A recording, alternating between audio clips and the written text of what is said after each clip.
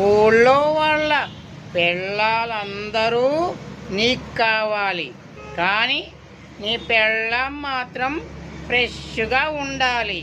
ఇదేం నీతిరా నీకు చినరాయుడు?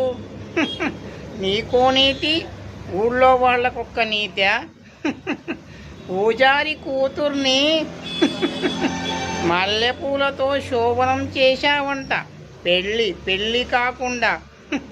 ఇప్పుడు ఆ అమ్మాయి ప్రెగ్నెన్సీగా ఉంది.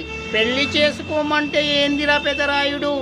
పెళ్లి చేసుకోను అని చెప్పావంట. ఈ విషయం నేను పెద్దితో చెప్తాను. అర్థమయ్యిందా? పెద్దితో చెప్తాను. పెద్దితో చెప్తే పెద్దే మీ ఇద్దరి పెళ్ళి చేస్తాడు. అది పెద్ది పవర్ అంటే. ఇప్పుడే వెళ్ళి నేను పెద్దితో చెప్తానురా.